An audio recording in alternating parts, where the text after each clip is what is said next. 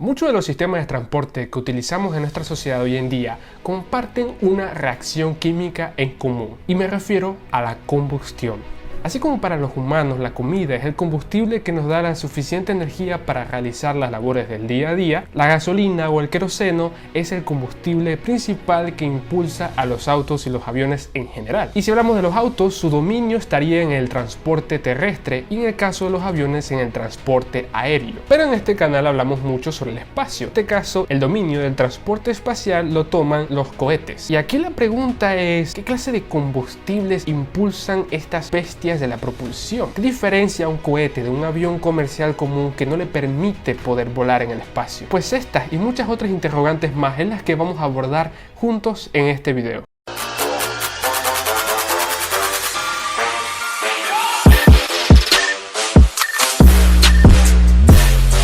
Ready to launch.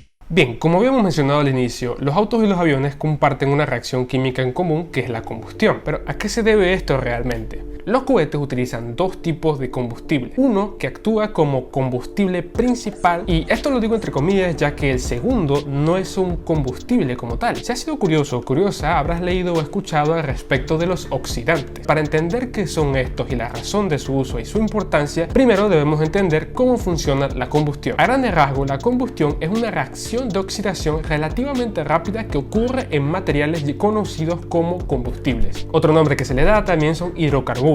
La oxidación realmente es una reacción química en donde los átomos del elemento pierden electrones. Dato curioso sobre la oxidación, y es que se da de una manera muchísimo más efectiva cuando el elemento adquiere átomos de oxígeno. Y esto es un punto clave, ya que en lo que nos está diciendo que la combustión eficiente es necesario el oxígeno, pero no cualquier cantidad de oxígeno. La cantidad necesaria para que se produzca combustión es de alrededor de 15% y en casos o condiciones más extremas hasta un 5% de oxígeno. Ahora, si vemos esto en un ejemplo en la realidad, tomamos en cuenta por ejemplo a los aviones. En el caso, sus turbinas lo que hacen es succionar el aire en el medio donde están. Comprimen el aire a tan alta presión para luego liberar el aire. Pero no solamente lo liberan, sino que además de comprimirlo, combinan el aire con combustible, provocando así una reacción de combustión. Esta reacción de combustión genera como producto unos gases a alta presión y temperatura. La velocidad con la que sale expulsado genera una fuerza reactiva sobre el avión, lo que lo hace impulsarse. Pero esto no es realmente todo lo que necesita un avión para que realmente vuele. Hay mucho más en concreto en esto y la verdad me encantaría hacer un video al respecto de los aviones. Si quieres que haga más videos en específico sobre los aviones, en especial los cazas, que son mis favoritos, déjamelo en los comentarios para yo poder comenzar a planear un nuevo video sobre estos. Pero la razón principal por la que hago énfasis en los aviones es que aquí es donde viene la parte principal por la que los aviones no pueden volar en el espacio, y es que la densidad molecular varía con respecto a la altura. Al nivel del mar, el aire posee una densidad molecular de 21%, pero cuanto más te eleves, esta densidad va a ir cambiando.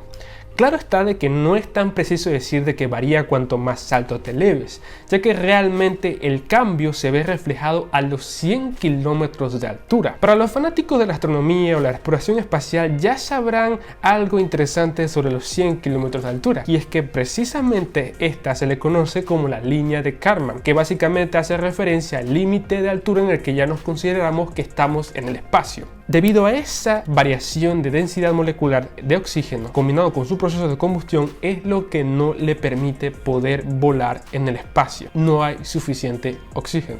Pero si necesitas oxígeno para poder hacer combustión, ¿cómo los cohetes logran producir combustión en el espacio? Ahí es donde entran los oxidantes. Los oxidantes se pueden decir que son los tanques de oxígeno del propio cohete para poder llegar a producir combustión, que combinados a una cierta condición, temperatura y presión en específico, logran una combustión bastante efectiva. Y es ahí donde entran los motores de cohetes. Normalmente los mecanismos que se utilizan en los motores de cohetes están hechos especialmente para que se puedan dar estas condiciones, mecanismos como lo son las turbobombas y los prequemadores. Estos en su mayoría producirán esas condiciones necesarias para que se dé la combustión. Pero aquí existe una pequeña propiedad que es un poco no tan intuitiva, y es que para que llegues a quemar el 100% de tu combustible con el oxidante, la proporción que debe existir entre oxidante y combustible se le conoce como proporción estequiométrica. Pero técnicamente no quieres que eso pase, ya que probablemente lo que vas a provocar es que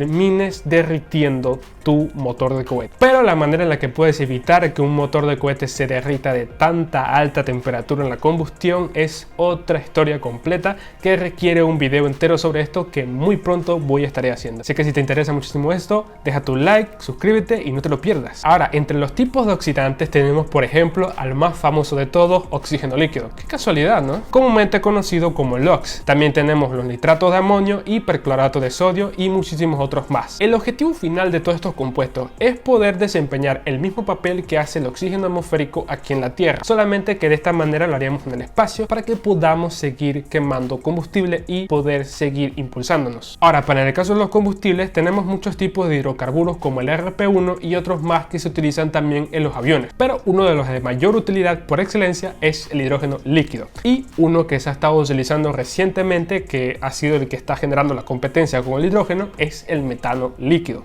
que es el que más ha estado utilizando SpaceX ahorita mismo. Una de las preguntas que se nos puede venir a la mente es: ¿cuál es el mejor compuesto posible para combustible y oxidante en un cohete? Respondamos a estas preguntas. El objetivo de un motor de cohete es producir empuje. Esto lo logra expulsando gases productos de la combustión a alta velocidad, pero la producción de empuje depende de dos factores principalmente. La primera es la cantidad de masa de gas que puedes expulsar por unidad de tiempo, es decir, kilogramos por segundo, y la velocidad con la que expulsas ese gas, es decir, la velocidad de escape del gas. Para aumentar el empuje, o aumentas la velocidad con la que expulsas el gas, o aumentas la cantidad de masa de gas. Ahora, todos estos aumentos se pueden llegar a producir gracias a elegir un tipo de compuesto para combustible y oxidante en específico y el producto de tal combinación. Pero es que esto no termina aquí, ya que técnicamente cuando te refieres al mejor compuesto para combustible y oxidante, sería el mejor compuesto que te produzca el empuje suficiente que tu misión requiera. Pero en la industria de cohetes y sobre todo en la propulsión química existen cientos de compuestos, cada uno con sus ventajas y desventajas. Algunos tienen que estar en diferentes almacenamientos, otros tienen propiedades muy violentas y algunos propiedades algo radioactivas. Vamos a comenzar con uno de los más violentos de todos, y son los compuestos hipergólicos. Y cuando me refiero a violentos es porque literalmente estos compuestos tienen la propiedad de que al entrar en contacto instantáneamente generan combustión y lo hacen de una forma muy violenta. La única desventaja que te proveen estos combustibles hipergólicos es que sus productos de las reacciones son demasiado tóxicas tanto para los humanos como para el medio ambiente. Por lo general, durante las últimas décadas lo que se ha tratado de hacer con estos compuestos es ponerle aditivos que puedan reducir tanto la corrosión en los tanques como también la toxicidad de los productos que van a generar. Luego de esto existen otros compuestos que por lo general obligatoriamente necesitan un almacenamiento criogénico, y es que existen elementos en nuestro entorno que para poder mantenerlos en un estado líquido necesitas almacenarlo a un estado criogénico. Creo que ya podrán imaginar de quiénes estoy hablando, y sí, hablo del hidrógeno, el oxígeno, incluso el metano. Estos compuestos por lo general tienden a dar un muy buen rendimiento, una muy buena cantidad de empuje y sobre todo impulso específico, pero trae un dolor de cabeza inmenso a la hora de poder construir los motores de cohetes, a la hora de poder tratar de asegurarse de que se almacenen de manera correcta en los tanques y no haya escape o fugas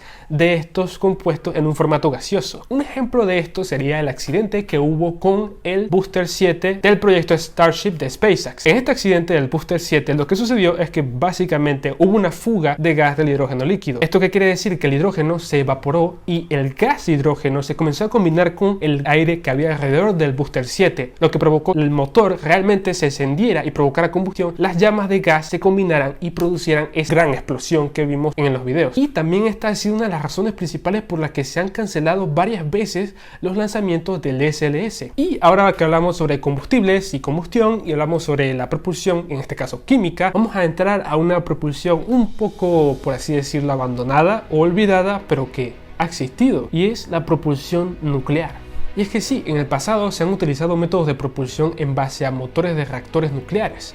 Claramente en ese entonces se utilizaban motores de fisión que por lo general no eran lo suficientemente amigables con el ambiente, pero el plot twist de esta historia va a ser cuando podamos dominar de una manera muy precisa la fusión nuclear. Por último tenemos mi favorita y también una de las más de fantasía. Hablo de la propulsión por antimateria. Gracias a las ecuaciones de Dirac pudimos notar de que las partículas podían tener una propiedad de tener un opuesto, es decir, una antipartícula. Como sabemos de que la materia está hecha a partir de partículas, partículas, eso pone en la posibilidad la existencia de antimateria. Y no debería decir pone en posibilidad, porque ya la hemos creado en el SLS, aunque por un par de segundos. La interesante propiedad que tiene la antimateria es que al entrar en contacto con la materia común, esta se aniquila. Tan solamente un gramo de materia y antimateria aniquilándose produce más de 90 billones de julios, energía para incluso llegar a Alpha Centauri y volver. Este tipo de propulsión y la propulsión nuclear en base a fusión van a ser uno de los precursores más importantes en el avance de las exploraciones espaciales y el futuro de la humanidad en este campo. Estos dos últimos merecen un video entero cada uno, ya que hay muchísimo que se puede aprender de ellos. Y hasta aquí hemos llegado con el tema de los combustibles.